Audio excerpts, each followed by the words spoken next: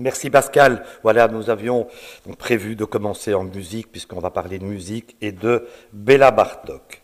Donc la thématique de ce cours conférence que nous vous proposons, Pascal Siriste et moi-même, a donc pour ambition d'interroger le rapport et surtout l'interaction qui existe entre le savant et le populaire dans la musique de Béla Bartók.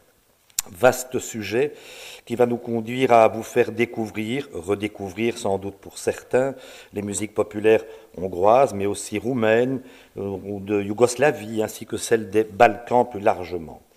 Alors si notre sujet est centré sur l'œuvre de Bartók, il est évident que le compositeur hongrois n'est pas le seul, ni certainement le premier, à laisser les musiques populaires contaminer ses œuvres. À toutes les époques, cette influence est présente chez la plupart des compositeurs. On en trouve des traces bien célèbres chez Mozart, chez Beethoven, chez Chopin, chez Brahms. Bach en a intégré dans une de ses grandes œuvres pour le clavier, les variations Goldberg. Au XXe siècle, c'est Stravinsky, Milhaud, mais aussi Pousser, Berio, Ligeti, qui à des degrés divers utilisent les musiques de tradition populaire. Et nous y reviendrons évidemment dans quelques instants. Alors, petit avertissement qui est toujours une précaution, je tiens à prendre, nous sommes, Pascal Sigrist et moi-même, des musiciens. C'est donc de musique que nous allons vous parler. C'est important de le préciser car en travaillant autour de ce sujet, je me suis rendu compte à quel point s'il avait été traité par un sociologue, par un anthropologue, par un philosophe, il aurait pu prendre une toute autre tournure, bien évidemment. Et donc, pour vous faire entrer dans la musique, vous faire un petit peu comprendre aussi l'artisanat de Bartók vis-à-vis de cette musique populaire, mais vous entendrez de nombreux extraits joués par Pascal Sigrist, mais aussi un certain nombre d'exemples que nous entendrons plutôt à l'enregistrement, soit des pièces pour 2 violons, des pièces pour orchestre aussi.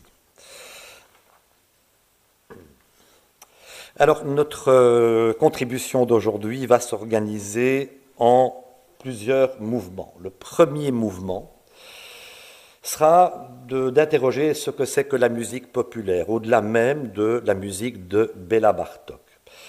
C'est un sujet pas simple, je m'en suis aperçu en travaillant autour de cette question. La musique populaire d'hier et d'aujourd'hui, c'est pas la même. On ne les pratique plus de la même manière, en tout cas.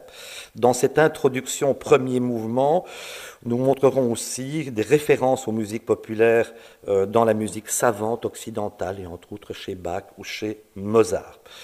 Pour clore ce premier mouvement, cette introduction, nous parlerons de la musique populaire que Bartók a utilisée, et dans ce cas-là, on laissera la parole à Béla Bartók pour la définir. Le second mouvement de notre intervention, ce sera d'entrer dans le vif du sujet et de vous parler de la symbiose du populaire et du savant.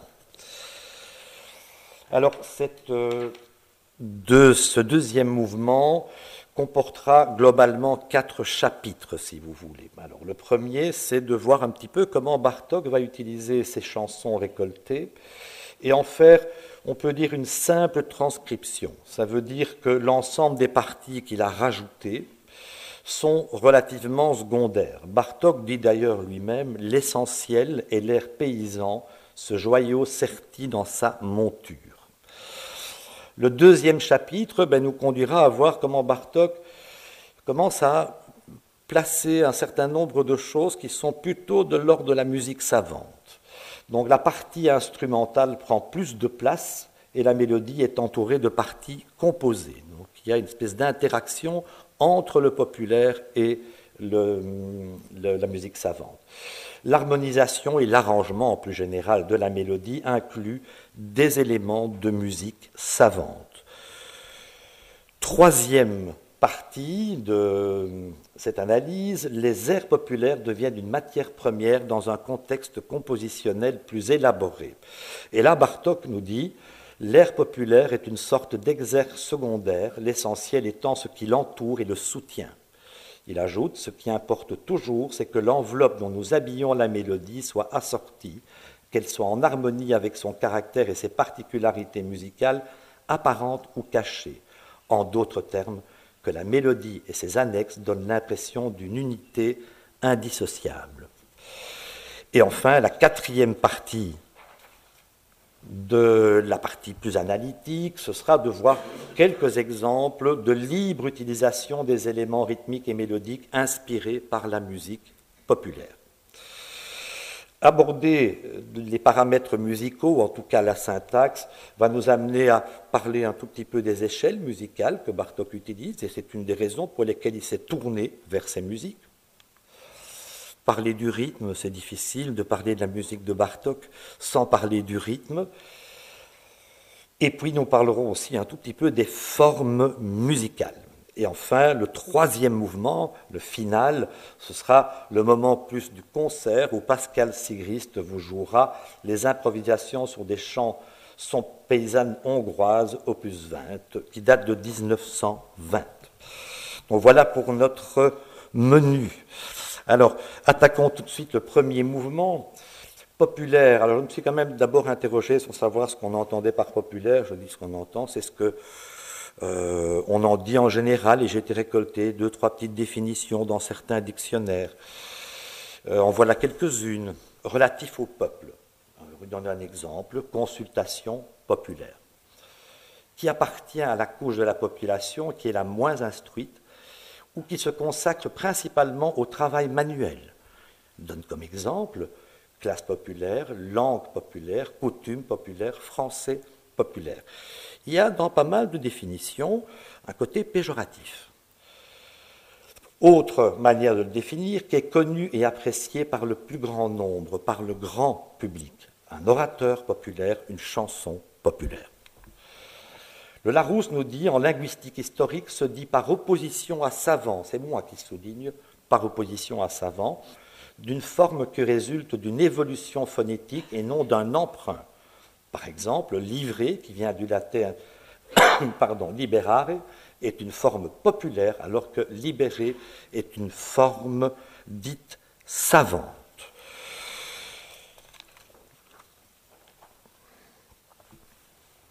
La musique populaire, alors, c'est quoi? La musique populaire d'hier, la musique populaire d'aujourd'hui. Qu'est-ce que c'est exactement? Ce terme recouvre tellement de choses. Je me souviens quand j'étais plus jeune, dans les années 70, j'étais fan de groupes comme Genesis, comme Pink Floyd, et ça s'appelait de la musique pop. Pop venant évidemment de populaire. Mais la musique populaire, c'est aussi, bien entendu,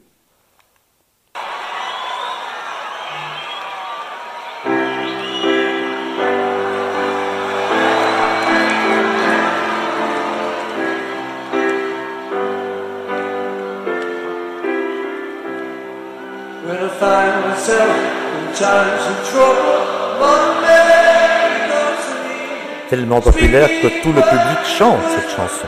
Elle est bien connue, vous la connaissez. Elle est d'aujourd'hui, un petit peu d'hier déjà. Je passe à un autre exemple, très différent, mais populaire.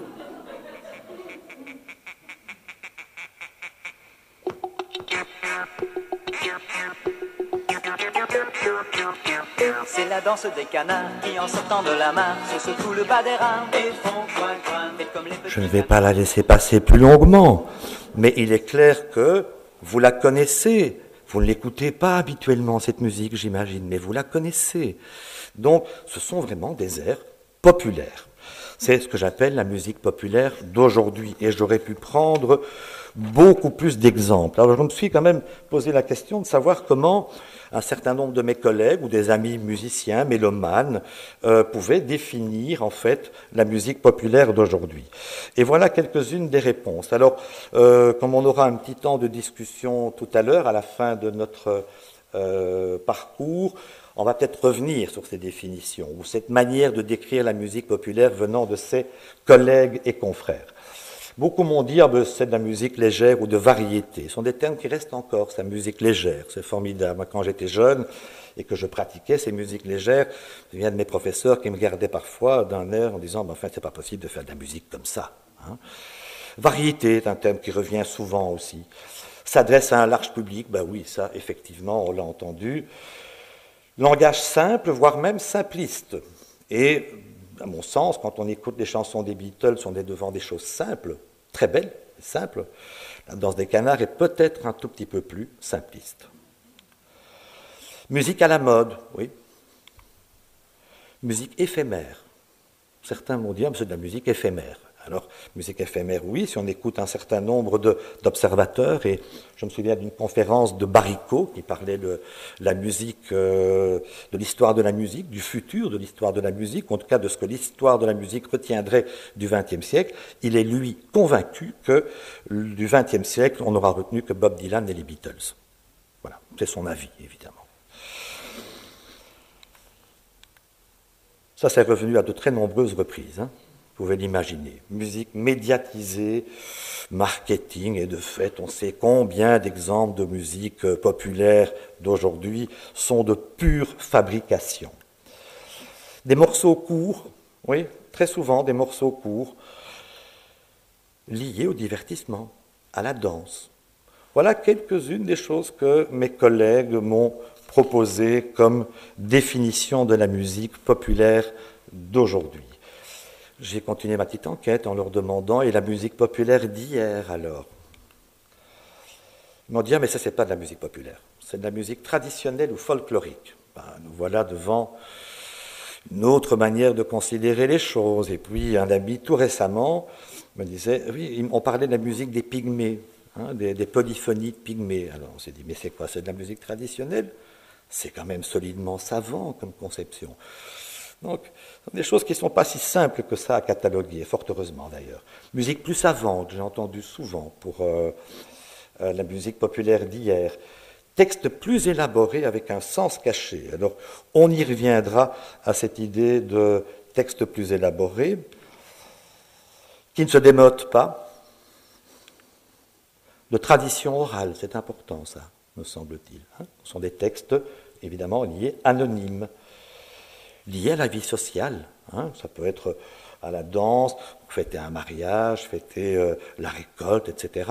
Donc, voilà quelques-unes des définitions ou des choses qu'on m'a données par rapport à la musique populaire d'hier.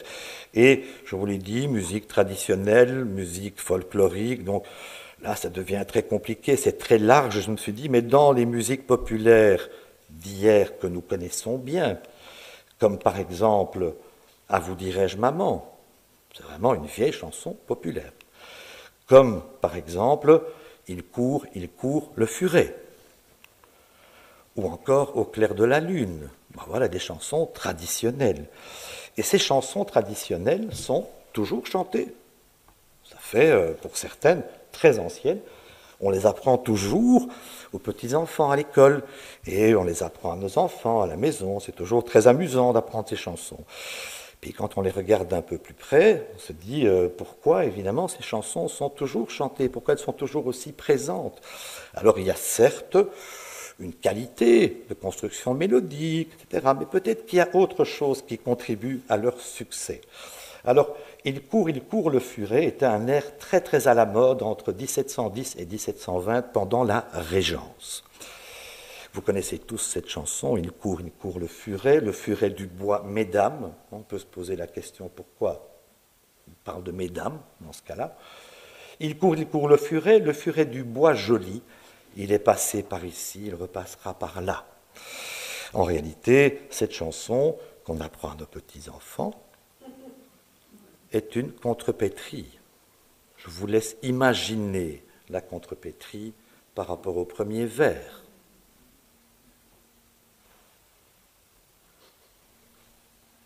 En fait, ce n'est pas le furet du bois, c'est le cardinal du bois, réputé pour son amour des femmes et qui était le principal conseiller de Philippe d'Orléans. Donc, quand quelqu'un me dit le sens caché du texte, c'est peut-être là des textes qui ont resté à la mode parce qu'il y avait ce sens un peu particulier. Pareil avec Au clair de la lune, c'est pareil. Au clair de la lune, mon ami Pierrot, prête-moi ta plume pour écrire un mot, ma chandelle est morte, etc. Mais regardez les deux derniers vers. Va chez la voisine, je crois qu'elle y est, car dans sa cuisine, on bat le briquet. Et on sait ce que voulait dire battre le briquet. évidemment. Hein. C'était donc vraiment une vraie connotation sexuelle. Alors, est-ce que c'est ça qui fait le succès de ces chansons, qui font qu'elles continuent à être chantées? Je n'en sais rien. Toujours est-il que là, il y a des choses assez amusantes. Et pour reprendre les propos de quelqu'un qui est ici, il m'avait dit, quand on discutait de ce sujet-là, ah ben toutes ces chansons, ça parle toujours de caquettes et de foufounes. Voilà. Mais c'est vrai qu'il y a quelque chose... Les musiques populaires dans la musique savante. Alors, on va vous poser quelques exemples. Le premier, c'est la 30e variation Quodlibet dans les variations Goldberg, où Bach va utiliser 2 chansons traditionnelles. Voici la première. Pascal va vous jouer la mélodie, mais regardez le texte. Voilà bien longtemps que je n'ai pas été près de toi. Approche-toi plus près de moi. J'aime beaucoup le choix de cette chanson dans la mesure où c'est la dernière variation et il va se rapprocher de quoi? De l'aria qui va revenir.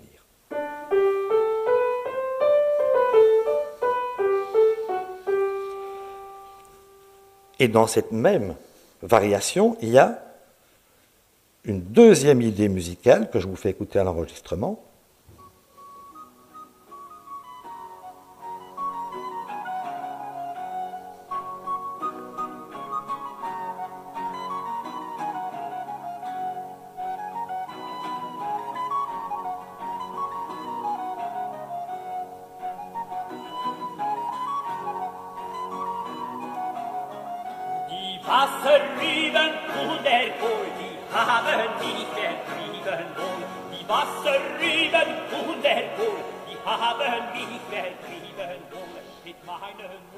Et donc voilà les 2 thèmes, les 2 chansons traditionnelles que Bach va utiliser. Le texte de la deuxième chanson, c'est « Les choux et les navets m'ont chassé, si ma mère avait fait cuire de la viande, je serais resté plus longtemps ». J'aime bien aussi l'idée de « je serais resté plus longtemps » dans les variations, mais comme je n'ai pas eu ce que je voulais, je vais retourner à l'aria, je quitte les variations. Alors, j'ai quelques diapositives avec des notes musicales et simplement, je vais vous montrer un peu comment ça fonctionne dans le texte et puis Pascal vous jouera la totalité du texte. En fait, la première chanson dont je vous ai parlé est jouée sur une basse obstinée qui est celle qui organise toutes les variations Goldberg et Bach utilise ce petit thème en canon.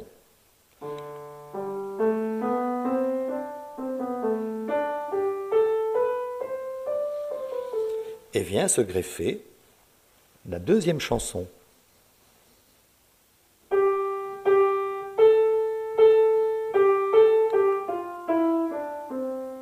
Qui sera, elle aussi, jouée en canon.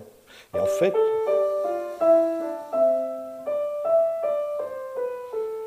et donc les cercles, ou les rectangles que vous voyez apparaître, c'est chaque fois la présence de ces 2 chansons. Pascal va vous jouer, évidemment, maintenant, tout ça ensemble.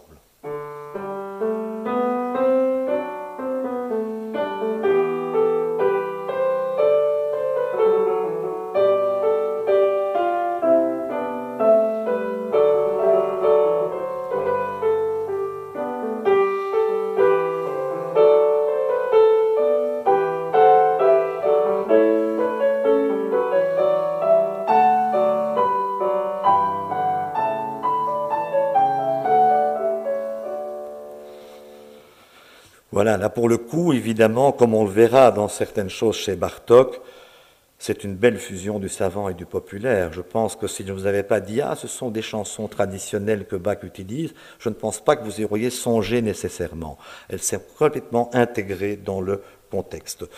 L'exemple très célèbre, bien évidemment, c'est « Ah, vous dirais-je, maman » dont Mozart va écrire, sur laquelle Mozart va écrire plusieurs variations, peut-être jouer le début du thème et une des variations.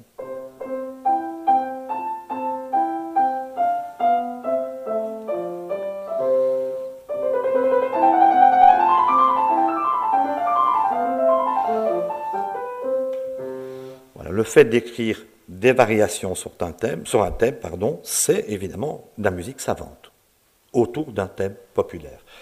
Pascal va vous donner cet exemple chez Debussy dans les estampes, c'est les jardins sous la pluie.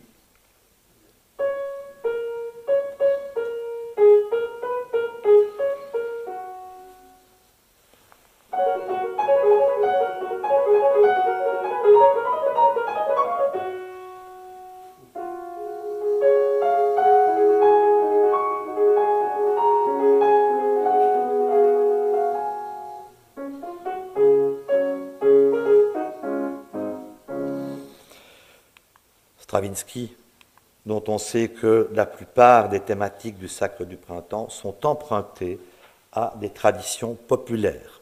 Alors, Pascal va vous jouer ce qui se trouve au-dessus, donc les musiciens peuvent suivre évidemment les notes proposées.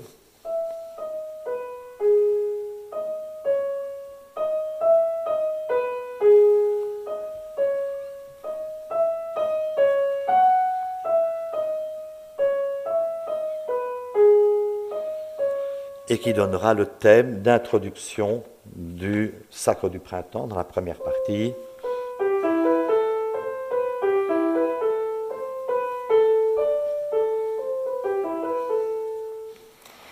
Voilà, il y a d'autres exemples chez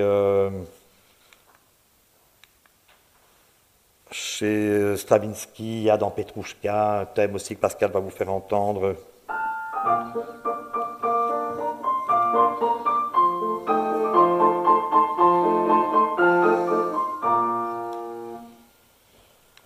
Luciano Berio, ça c'est, je ne sais pas si vous connaissez cette œuvre absolument formidable, les folk songs, c'est comme je dis souvent à mes étudiants au conservatoire, si vous ne la connaissez pas, je vous envie énormément.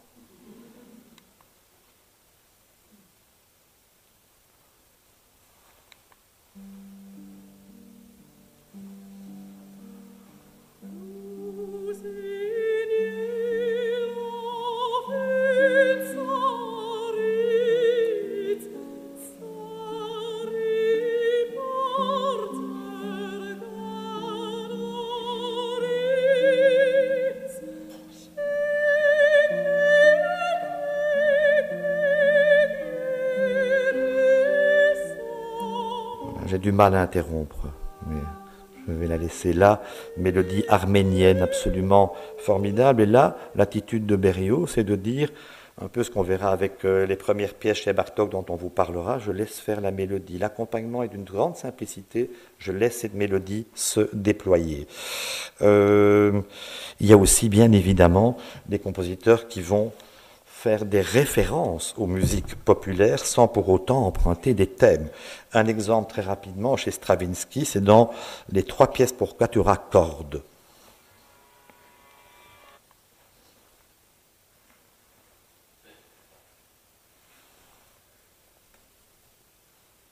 Il n'a pas joué et je ne sais pas pourquoi.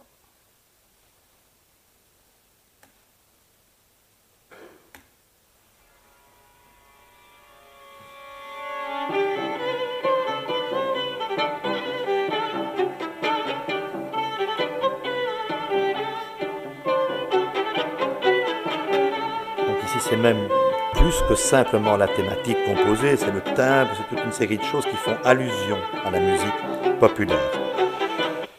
Encore un petit exemple, si vous voulez bien, chez Darius Milhaud, c'est dans Saudade do Brasil, ce sont des suites de danse pour le piano, où très clairement, Darius Milhaud fait référence à la musique brésilienne.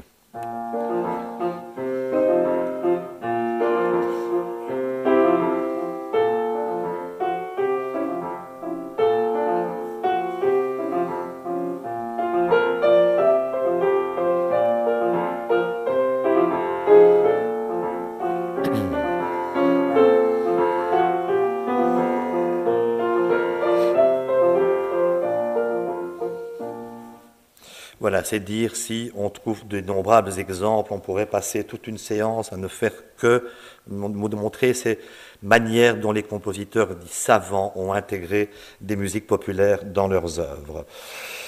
Les musiques savantes dans la musique populaire, ben oui, on peut regarder dans l'autre sens, ben oui, ça existe. Hein.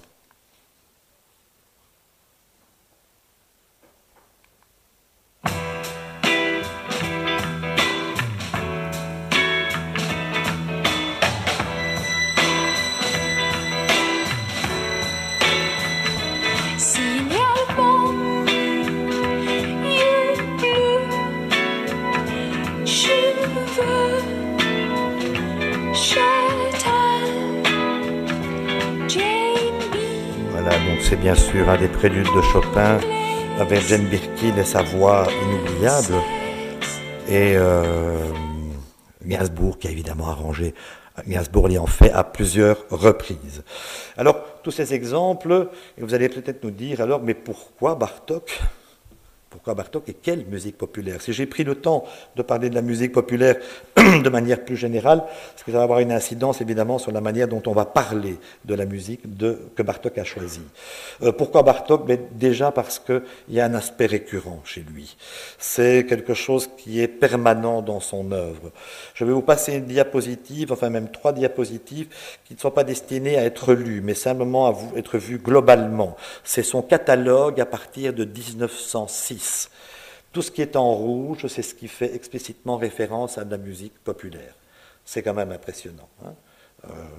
C'est évidemment extrêmement présent, y compris dans des pièces comme les Microcosmos et des choses comme ça. Donc cette musique populaire est présente dans toute sa production, véritablement. Il n'y a qu'à la fin de sa vie où il y a un peu moins de choses. Quand je dis un peu moins de choses, faisant référence directement à la musique populaire, empruntant des thèmes populaires, si vous voulez. Donc voilà pour ce catalogue. Alors aussi pourquoi Bartók plus particulièrement, mais Bartók évidemment s'est intéressé à ces musiques de manière tout à fait intéressante. Il a été sur le terrain et les récolter. Donc c'est pas simplement je connais cette chanson, je l'intègre, ou je fais une pièce avec un projet de cet ordre-là. Chez Bartók, c'est vraiment un travail important sur le terrain. Donc ça l'a tellement intéressé qu'il a quand même récolté pas moins de 10 000 musiques. 10 000. Et des musiques, comme il dit, paysannes, enfin il les dira un moment, qui sont soit notées ou alors aussi enregistrées. Et vous voyez une des photos là sur la gauche, j'ai mis un cercle où on voit Bartók avec son phonographe qu'on devine un peu dans le fond, sur le terrain. Et puis à droite, évidemment, c'est Béla Bartók avec son phonographe en question. Bartók a insisté beaucoup, à plusieurs reprises, il a dit les récolter, ces chansons, sur le terrain est absolument essentiel. Donc être là, entendre comment il les chante, comment il les vit, pour lui c'était important pour arriver à traduire ça à travers sa musique. Donc il a récolté beaucoup de choses, il les a notées. Alors c'est une diapositive vraiment destinée aux musiciens là pour le coup, mais c'est surtout pour voir la manière dont rythmiquement c'est noté. C'est assez impressionnant. Il a vraiment été dans le détail de la notation, détail qui lui servait à étudier ces pièces, détail qui ne se retrouvera pas dans les partitions qu'il va faire autour de ça. C'est une notation qui va vraiment le plus loin possible. Il a fait un vrai travail de scientifique. Il a publié, il a parlé de ces musiques-là. Il y a vraiment un travail très très important, et puis on va voir évidemment après comment il les incorpore dans sa musique. Alors pourquoi cet intérêt pour la musique populaire chez Bartók? Beaucoup d'éléments de réponse. D'abord, voilà ce qu'il nous dit au travers d'une conférence. J'entrepris ces investigations, donc on parle de la récolte des chansons sur le terrain, d'un point de vue purement musical. L'étude de la musique paysanne a été pour moi d'une importance capitale car elle m'a permis de me libérer de l'hégémonie du système des modes majeurs et mineurs. Il ajoute, cette musique paysanne offre les formes les plus parfaites et les plus variées. Elle dispose d'une puissance d'expression admirable. Elle est exempte de toute sentimentalité, de toute fioriture inutile. Simple et parfois primitive, elle n'est jamais simpliste. On ne peut imaginer meilleur point de départ pour une renaissance musicale. Cette sorte de musique paysanne est le modèle rêvé du compositeur, à travers une conférence qu'il fait en 1931. Il est clair qu'à mon sens, que la chose principale, à mes yeux, pour Bartók, cette recherche, c'est une recherche personnelle d'un créateur dans un but esthétique. On a parlé de cet intérêt d'une autre manière, on y viendra dans quelques instants. Donc il a une profonde admiration pour ces musiques et il ne tarit pas d'éloges par rapport à ces musiques. Et on va voir de quelle musique il s'agit, bien sûr. Chacune de nos mélodies populaires est un véritable modèle de perfection artistique. Je les considère comme des chefs-d'œuvre en miniature, au même titre que les sons dans le domaine des formes plus importantes, une fugue de Bach ou une sonate de Mozart. C'est-à-dire qu'il les place vraiment à un très très haut niveau. De quelle musique populaire s'agit-il, évidemment? Et donc là aussi, on va laisser la parole à Bartók. Une grande confusion règne autour des notions de musique populaire et de chansons populaires. Le grand public s'imagine en général que la musique populaire d'un pays constitue un ensemble homogène. Or, il n'en est rien. La musique populaire se compose de deux éléments. D'une part, d'une musique savante à caractère populaire, la musique populaire des citadins, c'est moi qui ai souligné, et d'autre part, d'une musique populaire des campagnes, appelée aussi musique paysanne. Donc il fait vraiment une distinction entre cette musique qui se pratique dans les campagnes, qu'il faut aller récolter sur place, et puis la musique des citadins, dont je vous ferai écouter un petit extrait dans quelques instants. Lors de la préface des 20 chansons hongroises pour chant et piano, c'est une première publication qu'il fait en compagnie de Kodály. Ils vont se partager ces 20 chansons. Kodály va en harmoniser 10, Bartók 10 autres. Il y a une préface où Bartók parle du rêve qu'il a, et Kodály aussi évidemment, de voir cette chanson traditionnelle, ces chansons populaires paysannes, figurer au concert au même titre qu'une pièce de Mozart, de Schubert ou d'un lied de Schumann, si vous voulez. Il pense vraiment à ça. Et il termine dans sa préface en disant « Où il y aura plus qu'une poignée d'amateurs de rareté pour savoir qu'il existe sur Terre une autre sorte de chant populaire hongrois que Ritka Bluza ou Itioka Pitioka. » Je ne sais pas si je prononce bien, mais voilà ce qu'il appelle ces musiques-là. Je vous les fais écouter.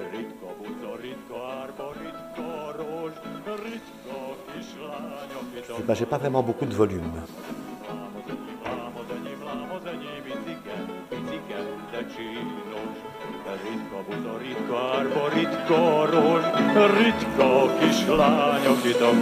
Bon, voilà ce que Bartók ne trouve pas vraiment de la musique populaire qui l'intéresse par rapport à son travail. Il ne sera d'ailleurs pas tendre par rapport à un certain nombre de choses. Il dit aussi, donc j'ai pris conscience du fait que les airs hongrois considérés à tort comme des chants populaires, qui ne sont en fait que des chansons d'auteurs pseudo-populaires et plus ou moins triviales, n'avaient que peu d'intérêt.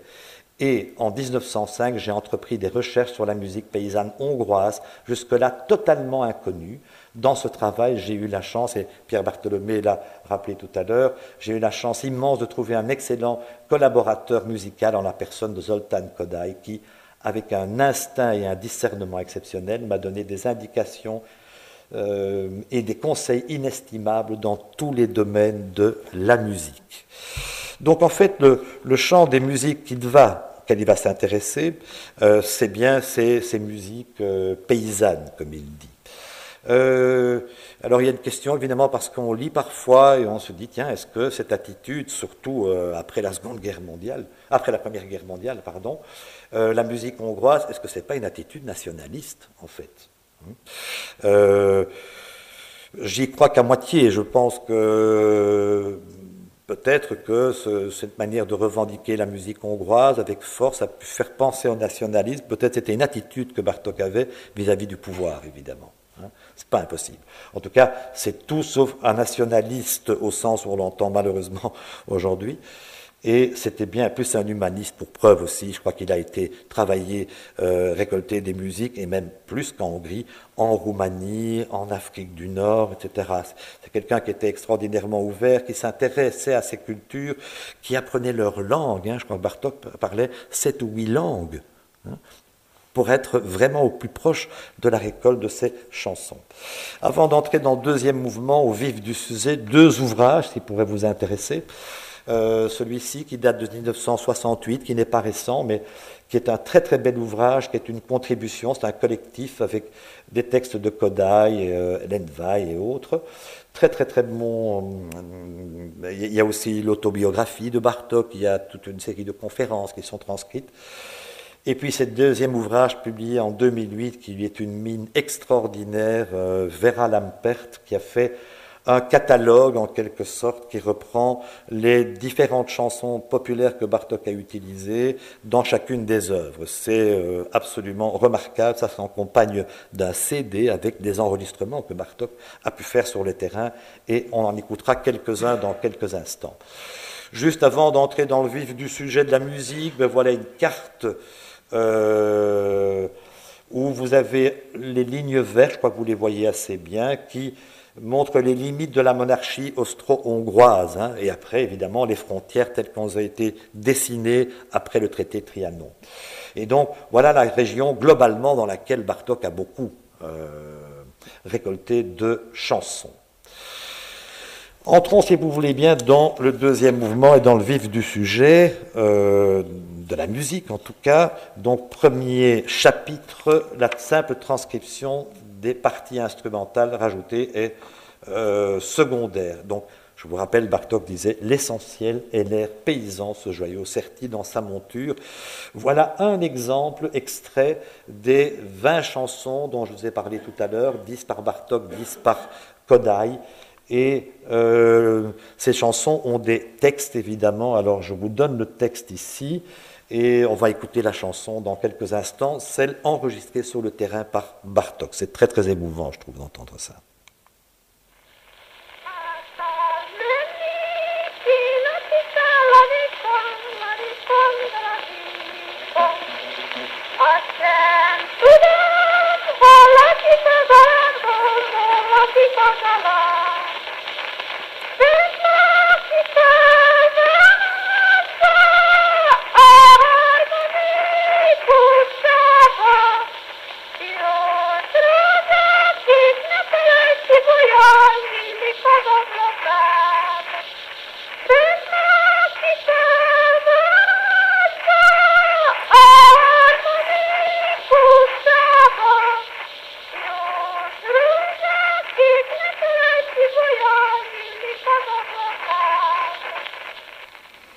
Donc voilà pour cette chanson récoltée sur le terrain, et voilà ce que Bartók va en faire. Alors, c'est écrit pour chant, avec accompagnement de piano. Alors, afin de ne pas vous faire en sorte que vous vous enfouiez, je ne vais d'une part pas chanter et certainement pas en hongrois. Mais ça ne posera pas trop de problèmes dans la mesure où le piano double tout ce que la mélodie fait. J'ai mis des cadres, alors que vous sachiez lire ou non la musique, ça n'a pas une grande importance. C'est simplement pour souligner un aspect du rythme dans la musique hongroise. L'accent tonique ne se place pas comme dans la langue française, il se place bien plus volontiers sur la première syllabe du mot. On dira Béla Bartók. Et donc cette accentuation va jouer un rôle sur la rythmique musicale aussi. C'est ce qu'il va arriver au premier cadre, parce que tu peux peut-être le jouer et renforcer, jouer la mélodie simplement et renforcer cet aspect du rythme à la fin.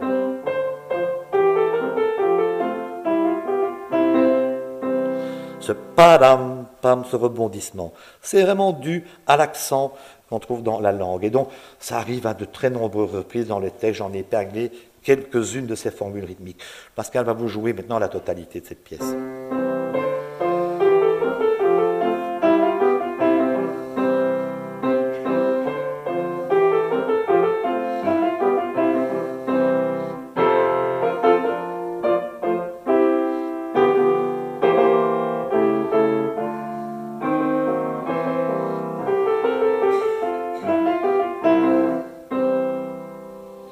Merci beaucoup.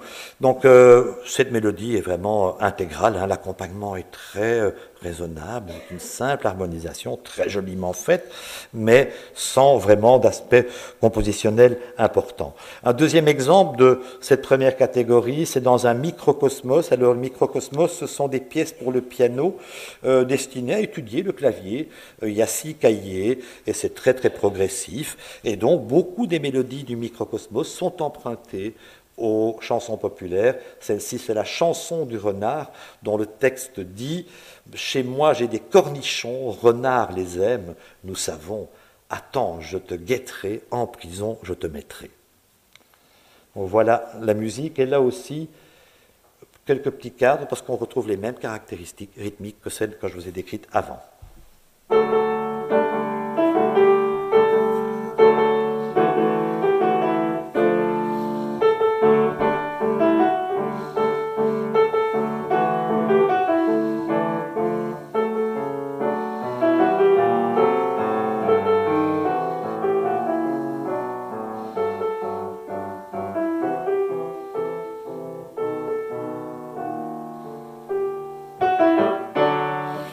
On est devant, évidemment, un travail où l'harmonisation est déjà un peu plus sophistiquée que la pièce qu'on a entendue précédemment, mais c'est toujours la mélodie qui est présente. Il n'y a pas de choses à rajouter, si vous voulez, dans la forme musicale. Donc on passe ce chapitre-là, je vous propose de passer à la partie instrumentale, une pièce où la partie instrumentale prend plus de place et la mélodie est entourée de parties composées. Et donc, on va le voir, l'harmonisation, mais encore une fois, c'est l'arrangement de manière plus générale de la mélodie, inclut des éléments de musique savante. Et pour ce faire, on va voir ce Microcosmos 74 dont on écoute la chanson.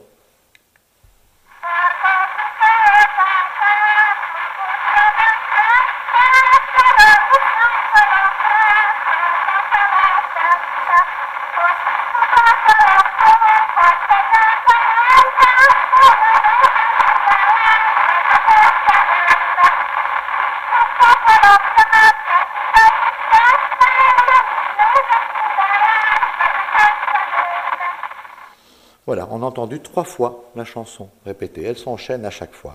Voilà ce que Bartók va nous proposer. Alors, avant d'écouter dans son intégralité, on va un peu la démonter. Alors, la mélodie principale, vous avez entendu dans l'enregistrement, elle sera jouée ici par la main gauche du piano.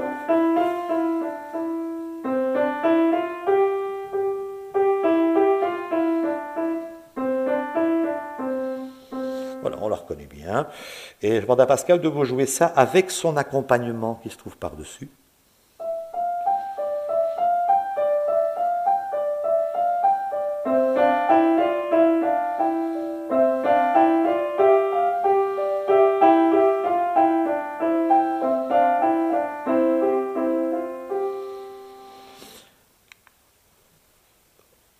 Alors, sans entrer trop dans les détails, la note, on va parler de musique modale, en fait, je vous dirai en quelques mots de quoi il s'agit plus précisément, mais la note de référence, quand on écoute cette chanson, s'il fallait la chanter, on fait la, la, di di di di dim, ya da di di dim, ya da di di dim, pa da di dam.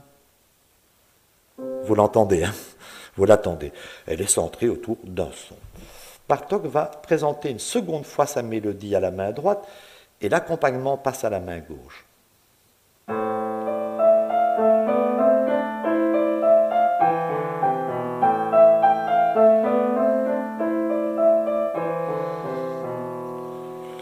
Elle n'a plus tout à fait la même couleur, cette mélodie.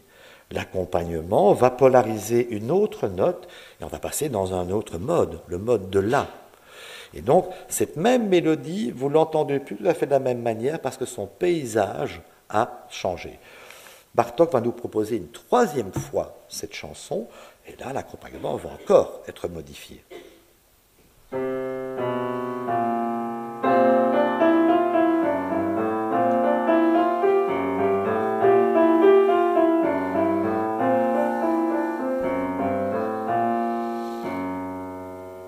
Alors c'est bien le Do, le centre, mais voilà, cette échelle commence à nous dire autre chose, évidemment. Et ça, c'est un mode particulier qu'on appelle le mode acoustique, tout le monde aujourd'hui, parce que c'est simplement un phénomène d'échelle qui provient de l'acoustique musicale, mais certains parlent du mode Bartók. Pourquoi? Parce que Bartók l'a beaucoup utilisé. C'est un mode qui a porté plein de noms. J'ai un autre jour une étudiante avec qui je travaillais autour de ce genre de choses. Elle me dit « Ah, mais ça, je le connais bien, c'est le mode paysan ». Voilà comment elle l'avait appris. En tout cas, mode acoustique, c'est ce qu'on utilise le plus souvent. Et donc, je vous rappelle ce que Bartók disait. Ce qui m'a intéressé dans ces musiques populaires aussi, c'est, musique paysanne, c'est de ne plus être dans l'hégémonie du majeur et du mineur, d'aller vers autre chose, vers d'autres sonorités sur le plan de la modalité. Alors, si je fais un tout petit bilan des notes utilisées, la première fois que la chanson est chantée, c'est autour de Do, Ré, Mi, Fa, Sol. À la deuxième fois, en ajoutant 2 notes dans le grave, on change le paysage. Et à la troisième fois, il y a des notes qui viennent se rajouter dans le contexte. Donc, en quelque sorte, cette mélodie, si vous voulez, se met à se transformer. Sa perception, en tout cas, se met à se transformer. Alors, je vous rappelle, donc, j'ai entrepris ces investigations d'un point de vue purement musical. L'étude de la musique paysanne a été pour moi d'une importance capitale, car elle m'a permis de me libérer de l'hégémonie du système des modes majeurs et mineurs. Et de fait, quand on parle de mode, ben on dit souvent c'est la couleur modale. C'est un terme qu'on utilise beaucoup dans le domaine musical. On dit mais c'est telle couleur, c'est telle mode, voilà la couleur de cette modalité. Et par exemple, je demandais à Pascal de... Ah non, j'ai un petit enregistrement à vous faire entendre que vous connaissez tous certainement.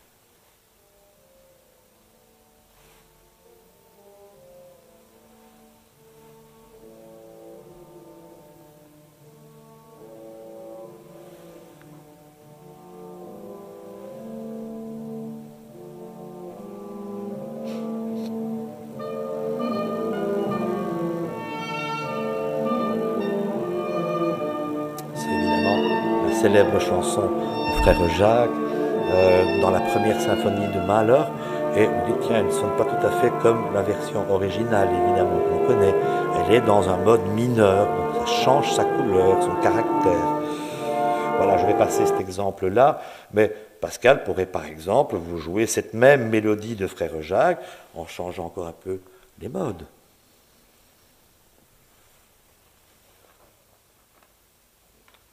Pardon, c'était à vous dirais-je maman, excusez-moi. C'est à vous dirais-je maman. Ou je sais, mais on va prendre à vous dirais-je maman. Alors, quel mode? Tu choisis. Le dorien. Dorian.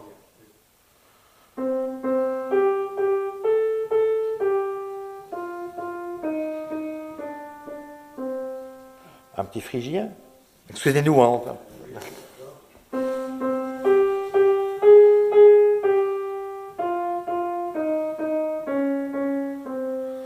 Vous reconnaissez cette mélodie, hein, mais elle a effectivement changé de couleur. Dans les chansons que nous avons déjà écoutées dans les originaux, très rapidement, celle-ci, elle est en mode de sol, en mixolydien. Voilà. Et donc c'est là que Bartók va découvrir toutes ces couleurs, enfin les découvrir. Il va en tout cas travailler autour de ces couleurs. Par contre, j'étais un peu vite. Ah non, j'ai pas le deuxième exemple, je suis désolé. Mais l'autre chanson qu'on avait écoutée, elle était dans un mode dorien. Et donc, on a divers modes comme ça dans ces chansons qui vont intéresser Béla Bartók. Si on fait une petite théorisation, et c'est peut-être des rappels de solfège élémentaire que vous avez eu quand vous étiez en académie de musique, les modes, en fait, c'est simplement que dans une échelle de do à do, les demi-tons et les tons sont placés à des endroits différents. Hein, et donc on peut jouer sur un do le mode ionien ou le mode de do. Pascal va vous jouer.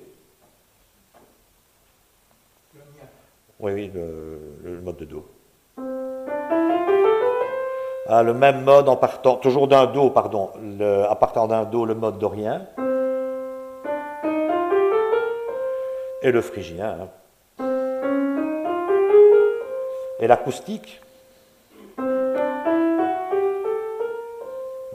Ça change quand même solidement la couleur. Donc ça, c'est une des dimensions qui va intéresser Bartók. Il y a une autre dimension, mais qui est beaucoup trop complexe, dans laquelle on ne va pas entrer. C'est, pour une même mélodie, savoir, on l'a un petit peu entendu dans un des microcosmos, la manière dont l'harmonie, pas seulement la modalité, mais l'harmonie va colorer aussi la chanson. Et donc, je vais me mettre rapidement au piano. Il y a un exemple que j'aime souvent donner, parce que je trouve qu'il est parlant, c'est avec cette même chanson. Je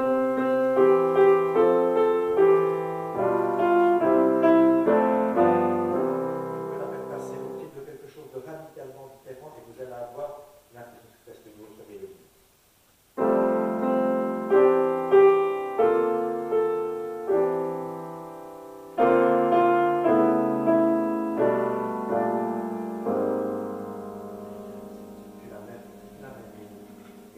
Et la modalité et l'harmonie chez Bartók vont contribuer évidemment à ces diverses couleurs, si vous voulez. Alors le mode acoustique, je vous l'ai dit, il y a beaucoup d'exemples. Alors je remercie Marc Maréchal qui en fait traitait exactement le même sujet il y a 1 ou 2 mois. Et je lui ai demandé s'il pouvait m'envoyer cet exemple-là d'une pièce dans le mode, il y en a très très peu, semble-t-il, dans le mode acoustique, est en fait une mélodie populaire que Pascal va vous jouer. Mélodie de Roumanie.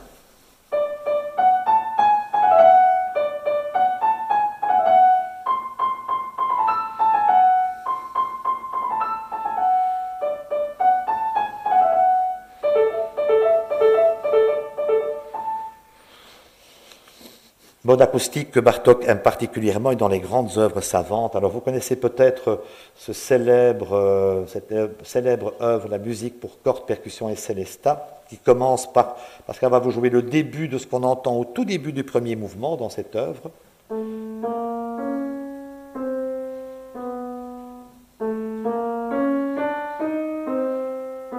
Voilà, une musique très chromatique. Et puis dans le dernier mouvement, Bartók va refaire le même thème, mais au travers d'un autre mode, le mode acoustique.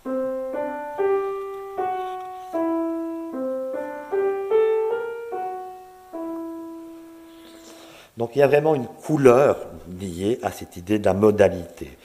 Donc passons un tout petit peu quand même à l'apport de la musique savante. Alors l'exemple qu'on vient de discuter, à savoir la chanson hongroise de la Marieuse, est, je trouve, un bel exemple, très simple, mais un bel exemple de ce que j'appelle l'idée du savant qui vient dans le populaire.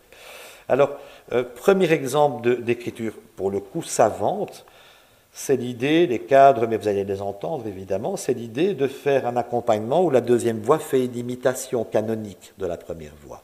Le canon, c'est une écriture savante. Tiens, mais la deuxième voix imite. Imitation simple. Ah là, c'est vraiment sophistiqué.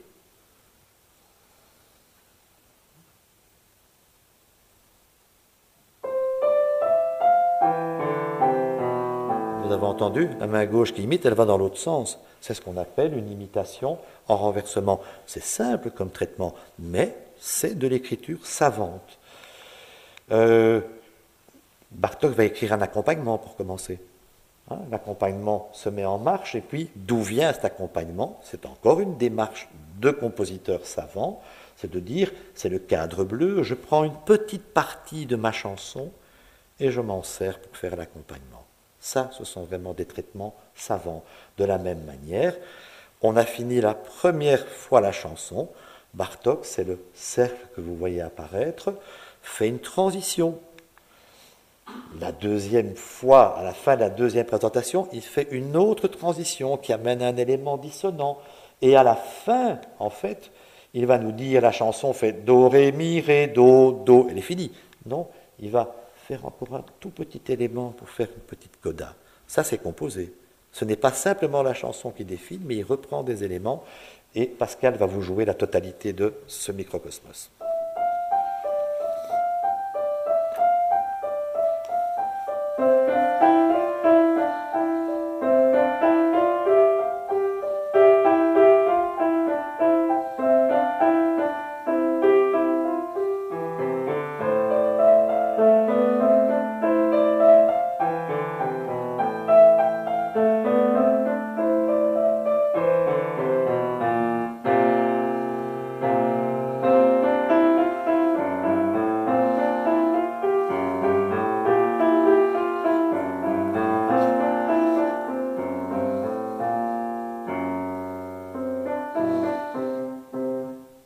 Voilà, on reconnaît bien la chanson, évidemment, c'est le fond principal de ce texte-là, mais il y a toute une série de petites choses que Bartók compose.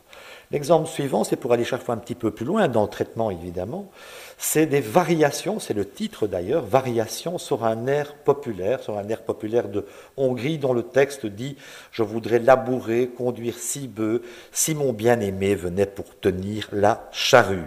Alors on va là aussi entendre la version enregistrée par Bartók.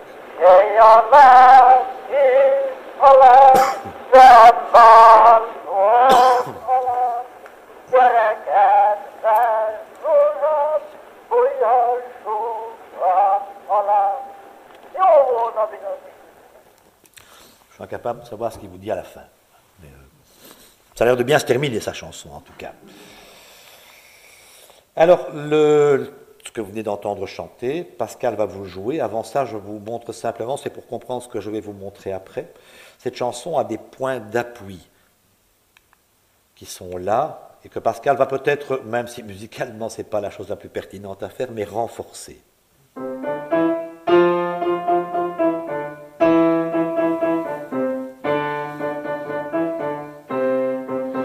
Voilà comment Bartók expose son thème en octave aux deux mains. Jouer fortissimo. Et puis, qu'est-ce qu'il va faire avec ça? Ben, il va faire, ça c'est son thème, et il va faire une série de variations, comme Mozart dans À vous dirai-je maman, ou comme Beethoven dans ses variations aussi. Écrire des variations sur un thème, on l'a dit, c'est déjà une forme savante d'écriture, bien entendu. Et toutes les variations vont être faites sur base de l'idée du canon. Et encore une fois, l'écrire un canon, c'est de l'écriture savante. Beaucoup de compositeurs, je pense à Bach par exemple, quand il fait l'art de la fugue, il travaille autour de canons, ou quand il fait ses canons à énigmes, c'est de la haute voltige d'écriture, hein, véritablement. Alors, on va parcourir le texte ensemble. Le thème, on ne va plus vous le rejouer, mais vous avez les points d'appui. Par contre, je demande à Pascal de vous jouer la première variation de ce thème. Vous allez le reconnaître aisément.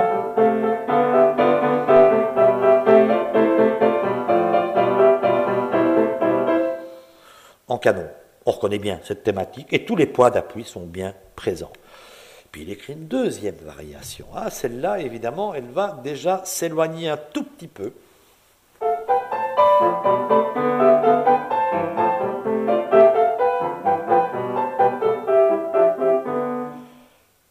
Et puis là, c'est carrément un petit développement qu'il écrit. Ce n'est plus simplement faire une variation sur la thématique, il fait un développement.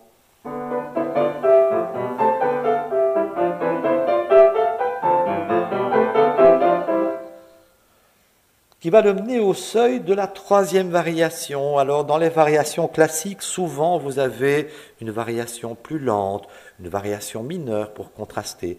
Ici, le contraste est vraiment très important. Bartók fait une variation tout à fait chromatique qui va aller beaucoup plus vers des éléments dissonants, mais la charpente est toujours là.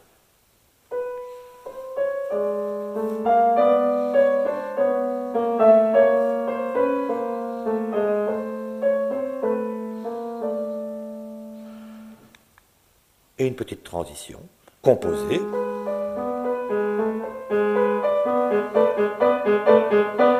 Pour arriver à la quatrième variation.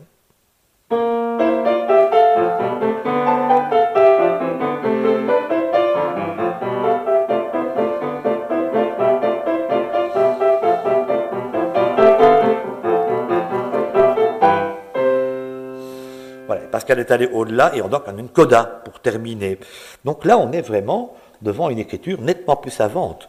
Ce n'est plus simplement le thème qui est harmonisé, mais on s'en sert pour aller vers d'autres choses. Donc c'est cette seconde étape où Bartók, on reconnaît encore très très bien cet air populaire, mais se met à composer un certain nombre de choses autour de cette thématique. Et donc le pas suivant, ben, c'est d'aller vers la manière dont les airs populaires deviennent une matière première, pardon, dans un contexte compositionnel plus élaboré. Et donc, je vous laisse lire les deux phrases que j'avais montrées tout à l'heure, hein, où il parle évidemment de cette unité indissociable entre le traitement savant et populaire. Alors, pour vous donner un exemple de cette manière de faire, il y a un extraordinaire duo de violons dont la mélodie est empruntée. Tous les duos de violon de Bartók sont faits à partir de chansons populaires. De Slovaquie, Harvest Song, la chanson des moissons. Et voilà le thème de la chanson. Pascal va vous jouer.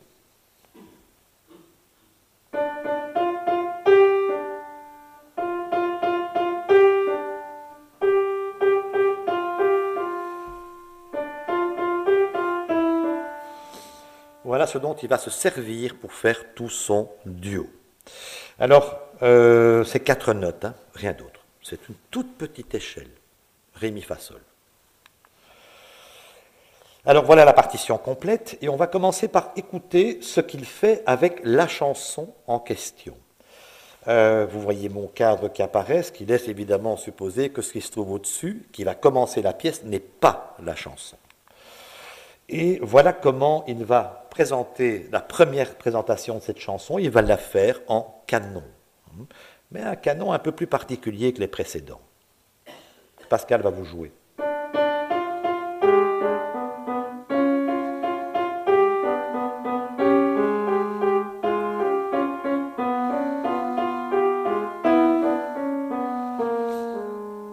On entend bien que c'est un canon. La sonorité est quand même particulière. On n'est plus comme dans Frère Jacques, où la deuxième voix qui fait l'écho chante la même chose.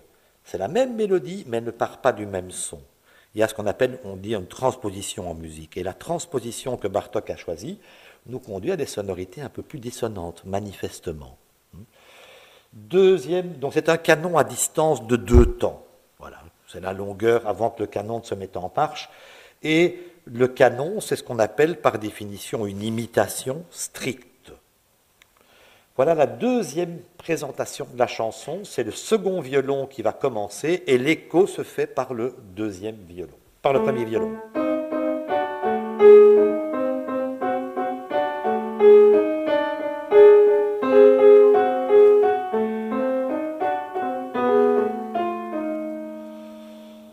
Toujours avec ces petits frottements dans les échelles. Ici, c'est toujours en canon, mais le canon s'est rapproché. Alors, terme très savant dans le domaine de l'écriture musicale, on dira que c'est écrit en strette. La deuxième voix s'est rapprochée, comme on trouve dans les fugues de Bach ou dans les fugues de manière générale. Et donc, ça, il a composé. Ça, c'est pas la chanson.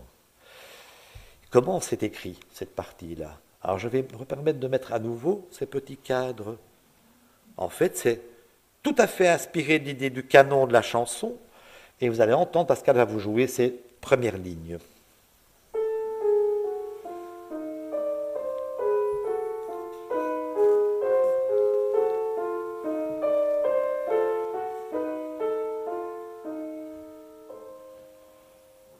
En réalité, ce sont exactement les mêmes échelles que celles de la chanson, avec une autre transposition, c'est les mêmes 4 notes, tout simplement. Et puis, il va nous faire, mais ce sont des imitations libres, alors on distingue le canon strict des imitations plus libres. C'est le cadre bleu qui vous le donne. Et le profil général est un profil descendant de cette partie composée. Et puis, Bartók va écrire, entre les 2 présentations de la chanson en question, une autre partie composée. Avant que Pascal ne vous la joue,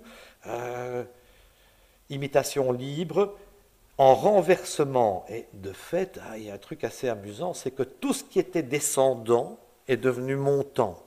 Donc ça aussi, c'est un travail en renversement qui fait partie de l'exercice d'écriture nettement plus savant. Et puisque c'était le deuxième violon qui avait commencé, c'est le premier qui va commencer ici. Et donc Pascal va vous jouer aussi ce petit passage en imitation.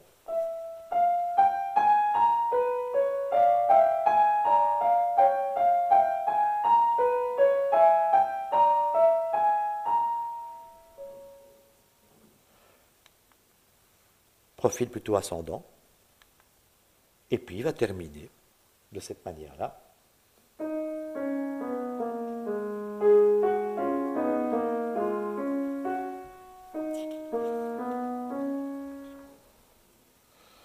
Bon, manifestement, la place que prennent les parties composées devient nettement plus importante, évidemment. Et en l'écoutant tout à l'heure, vous verrez qu'on ne sera pas très très loin de ce que je vous ai fait entendre avec la 30e variation des variations Goldberg. On se dit, mais enfin, si je ne savais pas que c'était de la musique populaire, je ne me serais jamais aperçu qu'il y avait ce thème à l'intérieur. Il s'intègre complètement dans la chose. Je vous avais dit, pardon, ça c'est pas utile, on va passer un tout petit moment à parler des formes. En fait, j'ai synthétiser la forme musicale de ce que vous venez d'entendre de cette manière-là. Le C, c'est tout simplement couplet et le R, refrain. Alors, j'ai placé les notes qui sont utilisées. Alors, ce ne sera pas très long, mais j'entre un tout petit peu dans, je sais quand même des musiciens dans la salle, un tout petit peu dans l'aspect plus syntaxique de l'écriture. Donc, la première voix faisait dans la chanson Ré, Mi, Fa, Sol, La bémol, Si bémol, Do bémol, Ré bémol, pardon, et l'autre Ré, Mi, Fa, Sol. Ce sont 4 notes exactement mêmes intervalles, mais simplement à une autre échelle, à partir d'un autre son. Puis le refrain numéro 2, ben, ce sera toujours les mêmes 4 notes, mais avec une autre échelle de transposition.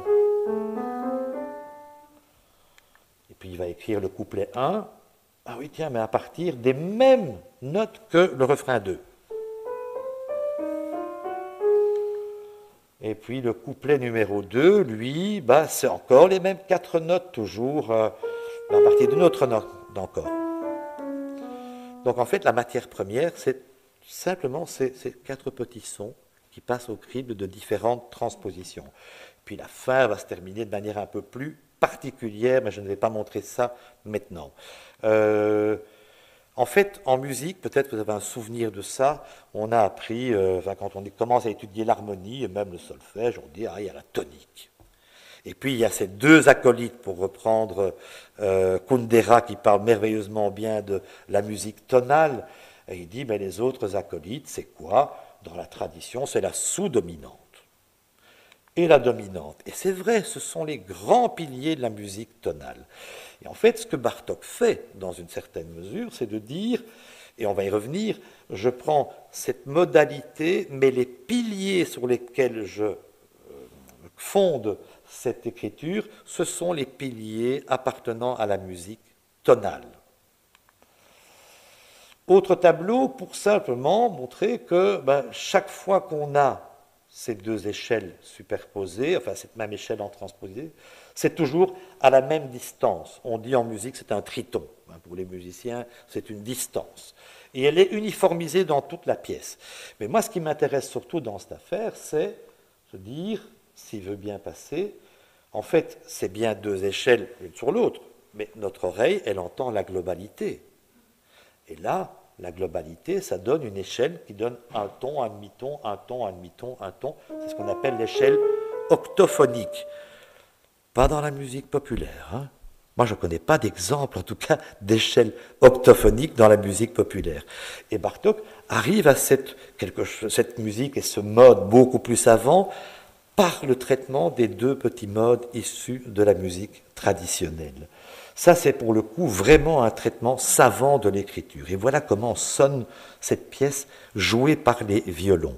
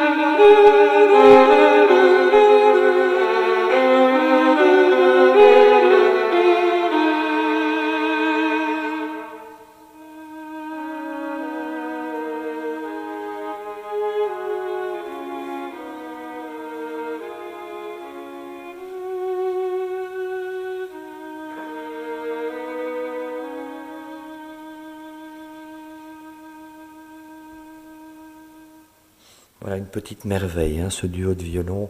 La simplicité des échelles et la complexité du traitement qu'il en fait conduit à quelque chose qui est-ce que c'est de la musique savante, est-ce que c'est de la musique populaire? Mais les 2 se sont vraiment fusionnés ici, véritablement pour faire quoi? Pour faire Bartók en fait, c'est sa musique. Musique tonale alors, parce que je vous ai montré ça. Ah non, musique modale, point d'interrogation, évidemment. Alors, est-ce que c'est de la modalité avec les polarités de la tonalité? On se dit, mais comment ça marche, cette musique-là?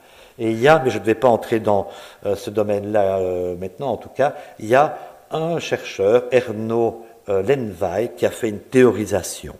Il a dit, ben voilà, donc pas Bartók, hein, mais c'est un chercheur après qui a dit, mais voilà une théorie qui peut expliquer la manière dont la musique de Bartók fonctionne.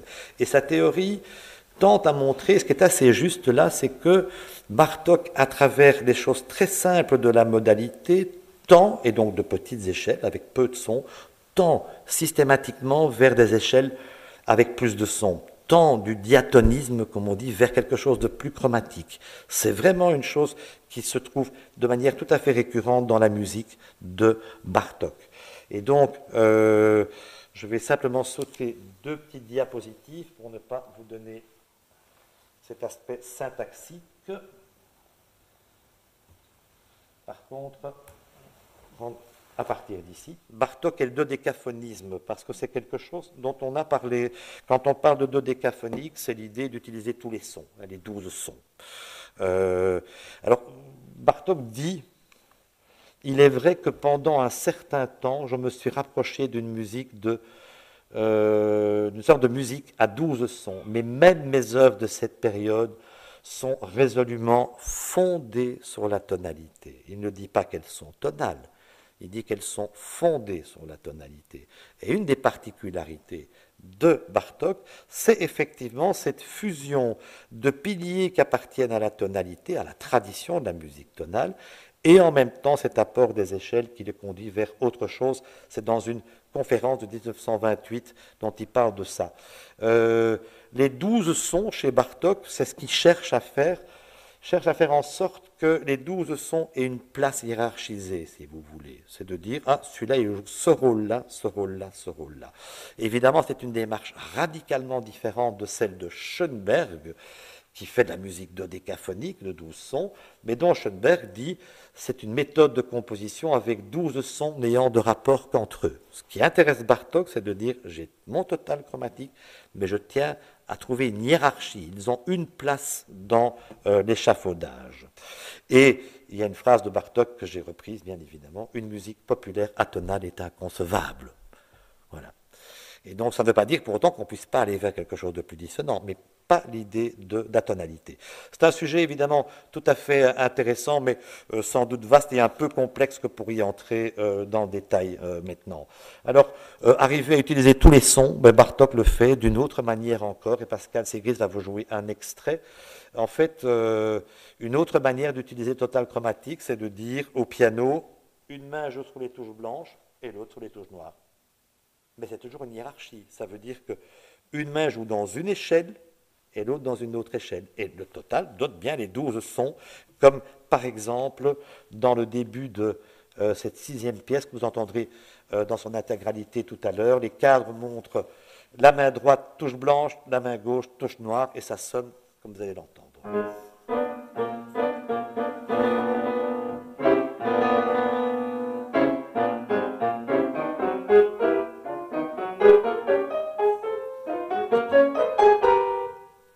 Donc voilà, son évidemment où vous avez autre chose que les simples chansons dont on a parlé précédemment.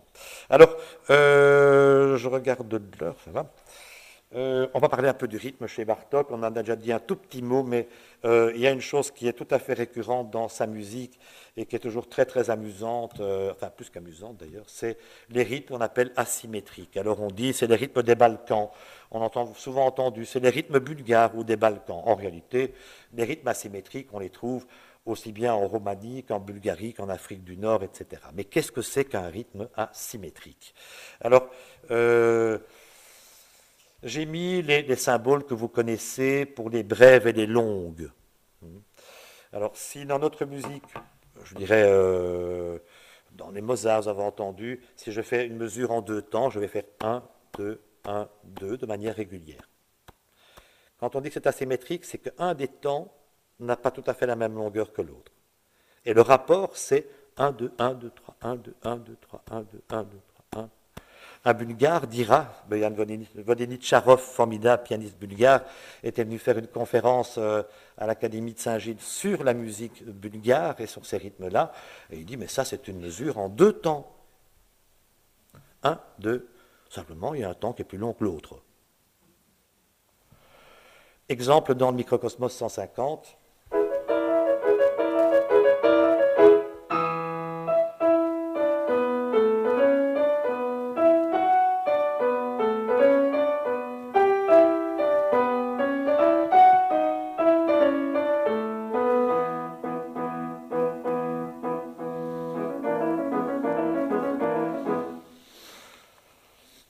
faire une mesure en 3 temps, avec 2 brèves et une longue. Pam, pam, pam, pam, pam, pam, 1, 2, 3, bah, un peu plus long, c'est tout.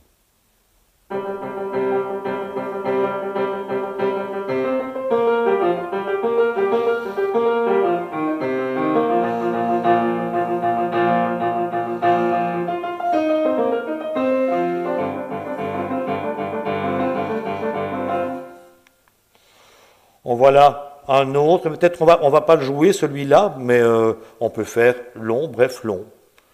En voilà un dernier, bref, bref, bref, long. 4 temps. Le dernier, peut-être le jouer. 1,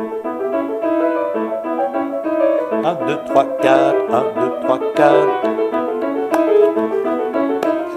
Merci Pascal. Et en fait, ces rythmes-là, Boyan Vodičarov nous disait que lorsqu'il les étudiait en Bulgarie, il ne les étudiait qu'à partir du moment où il les avait dansés. Et c'est terriblement intéressant à voir comment ça se danse. Donc je vais faire une démonstration, vous ne direz pas, sans accompagné par Pascal Six.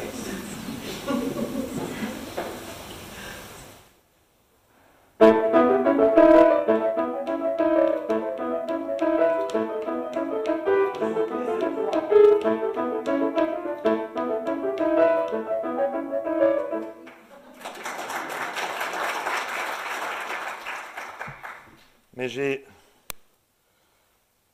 des jeunes filles beaucoup plus élégantes. On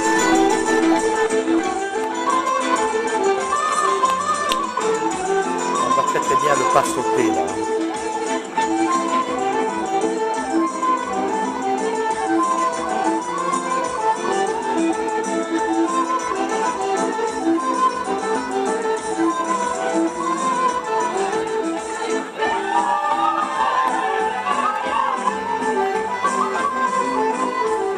Voilà ce qui explique, et alors Boyan expliquait aussi que ces rythmes probablement proviennent aussi d'une influence encore de la Grèce antique et de l'Ascension. Donc il y a plusieurs origines, toujours est-il, c'est une des particularités de cette musique, et que Bartók va utiliser. Alors Pascal va vous jouer aussi un extrait de Christmas Carols, qui date de 1915, où on a exactement cette... Ah, oui, pardon, la chanson.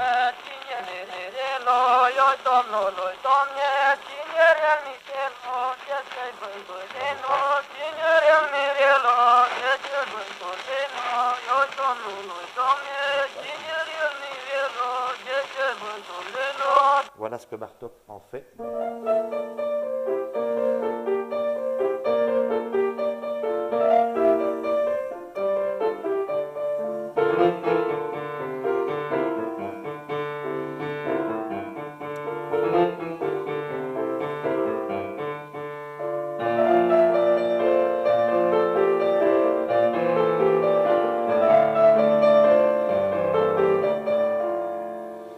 Merci beaucoup Pascal. D'autres dimensions du rythme, c'est ce qu'on appelle parfois l'idée des accents rythmiques. Alors je vais vous faire d'abord écouter une autre chanson traditionnelle,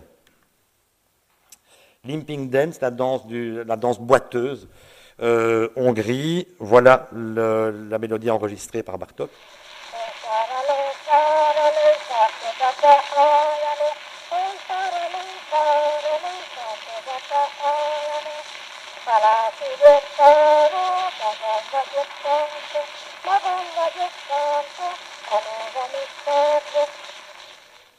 Donc voilà, chanson très simple, et voici ce que Bartók en fait dans un duo.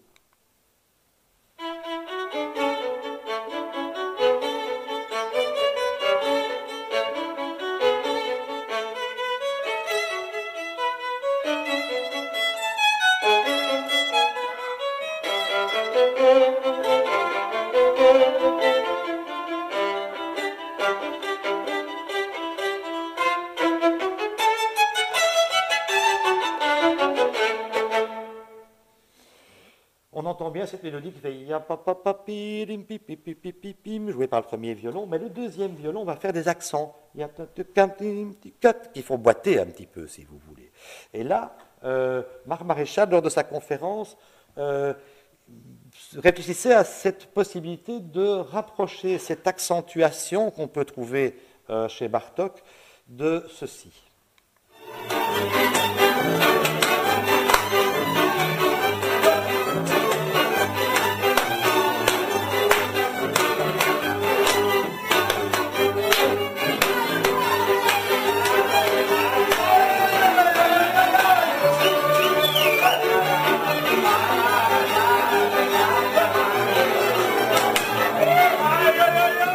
Voilà, une scène de danse, on est dans un bistrot.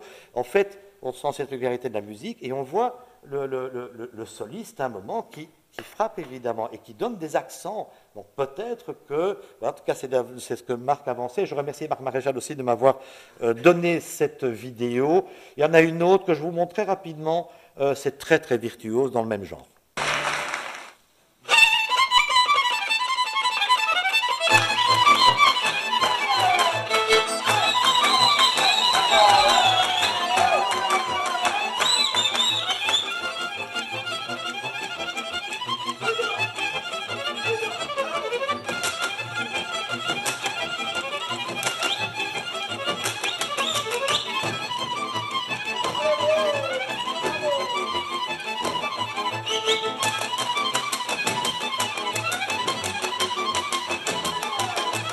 Voilà, je passe. J'ai essayé de danser celle-là, mais on a encore beaucoup travaillé. Dernier chapitre, la libre utilisation des éléments mélodiques, rythmiques, mélodiques, inspirés par la musique populaire. Alors, voilà un microcosmos composé, là pour le coup, il n'y a pas de chanson populaire, qui s'intitule Qu'un diminué. Et je vais proposer à Pascal de vous jouer tout simplement le tout début de ce microcosmos, plus lentement que le tempo qui est prévu.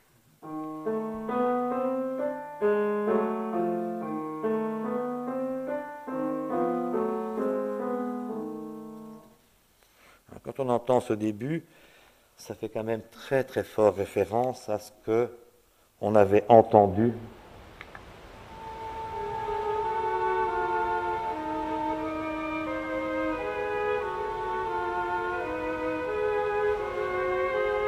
à fond.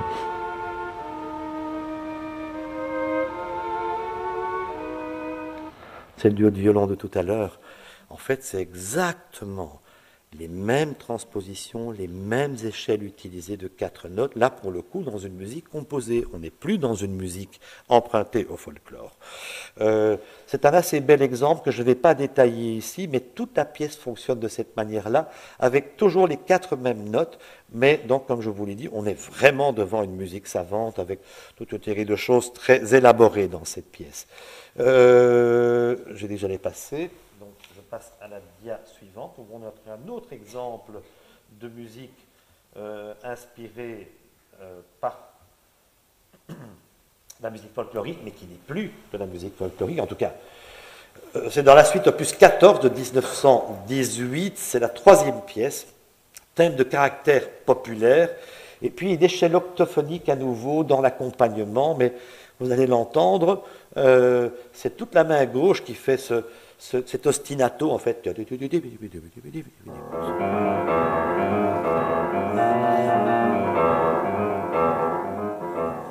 Et par-dessus va venir se placer cette thématique qui fait référence à quelque chose de plus populaire.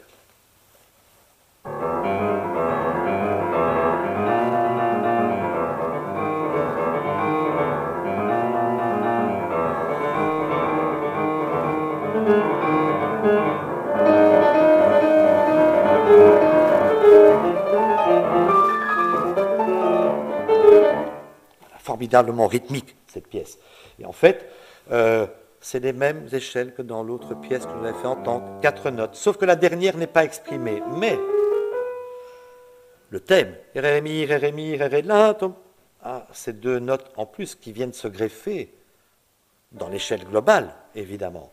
Ce qui veut dire que là, on passe non plus à une échelle de 8 sons, mais de 9 sons. On va avoir des échelles de 10 sons, simplement parce que ces petites unités très diatoniques viennent se combiner l'une dans l'autre et créent véritablement un mouvement chromatique. Alors, je vais encore vous donner deux petits exemples. Je regarde lesquels je vais sauter parce que j'ai trop de matière, comme souvent c'est le cas quand on prépare ce genre de choses. Je vais vous proposer l'exemple suivant. C'est donc l'influence toujours, mais dans une œuvre que peut-être vous connaissez pour l'avoir entendue. Elle a été célèbre à un moment aussi parce qu'elle a servi de générique à une émission télévisée. C'est extrait du deuxième mouvement de la musique pour cordes, percussions et célestat. Et ce sont l'idée des accents dont on a parlé. Alors c'est un merveilleux exemple, très très beau, de Bartók que voici.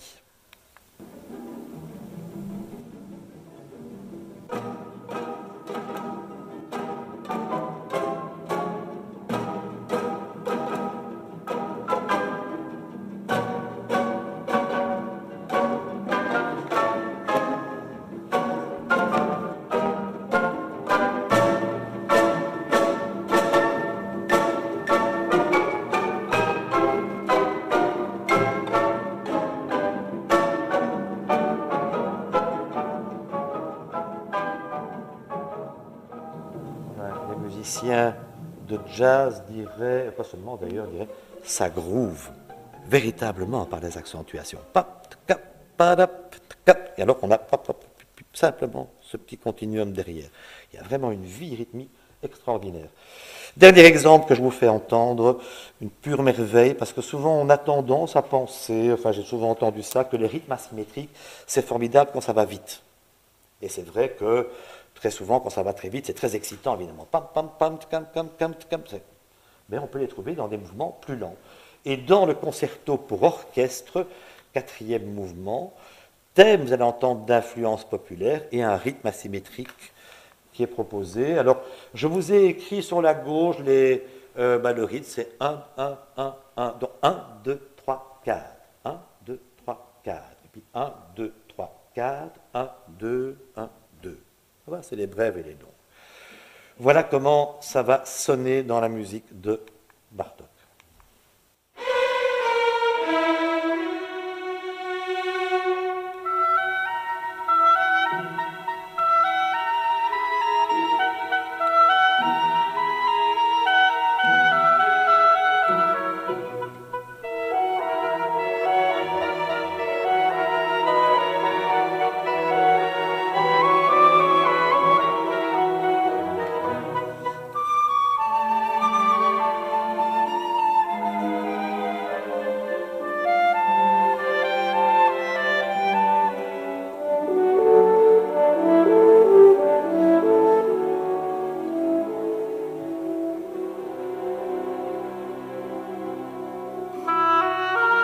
Voilà, merveilleuse musique de ce quatrième mouvement.